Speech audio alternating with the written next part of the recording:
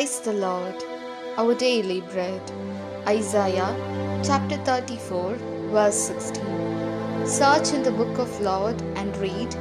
Not one of these will be missing. None will lack her mate. For my mouth has commanded and his spirit has gathered them. O Almighty God, thank you for giving this wonderful verse. May your presence showers on us. O God, we are constantly moving with the help of the Holy Spirit. Our bodies and souls are possessed with the Holy Spirit. And you have chosen us to be your people. Therefore, bless us to live forever as your people, fearing you and your word and not rejecting them. We ask this in the name of Jesus Christ. Amen. அன்றாட உணவு. எசாயா அதிகாரம் 34 இறை வார்த்தை 16. ஆண்டவரின் ஏட்டு சுருளை ஆய்ந்து படியுங்கள். எதுவுமே தனித்து விடப்படுவதில்லை, துணையின்றி எதுவும் இருப்பதில்லை. ஏனெனில் ஆண்டவரின் வாய்மொழிந்த கட்டளை இது, அவரது ஆவிதான் இவற்றை ஒருங்கிணைத்தது. அன்பின் தகப்பனே, இன்றைய நாளிலே இந்த இறை மன்னாவை கொடுத்ததற்காக நன்றி ஆண்டவரே.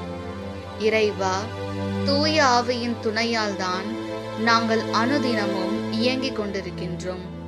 எங்கள் உடலும் உயிரும் தூய ஆவியினால் ஆட்கொள்ளப்பட்டு உமது மக்களாக எங்களை தெரிந்தெடுத்தீர்.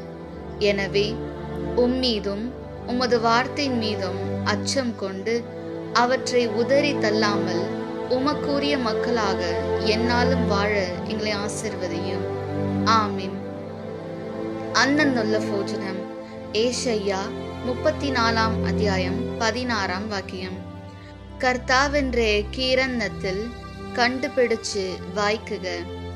ഇവയിലൊന്നും കാണാതിരിക്കുകയില്ല, ഒന്നിനും ഇണയില്ലാതിരിക്കുകയില്ല. എന്നാൽ കർത്താവിന്റെ അതരങ്ങൾ കൽപ്പിക്കുകയും അവിടുത്തെ ആത്മാവ് അവയെ ഒരുമിച്ച് കൂട്ടുകയും ചെയ്തിരിക്കുന്നു. ദൈവമേ, അങ്ങയുടെ ആത്മാവിനെ ഞങ്ങൾക്ക് നൽകി ഞങ്ങളെ അനുഗ്രഹിക്കുകയും ഞങ്ങളെ തെരഞ്ഞെടുക്കുകയും ചെയ്ത് അങ്ങയുടെ മക്കളായ ഞങ്ങൾ അങ്ങയെ ഭയന്ന് ജീവിക്കുവാൻ വേണ്ട കൃപാവരം ഞങ്ങൾക്ക് നൽകണമേ. ആമേൻ.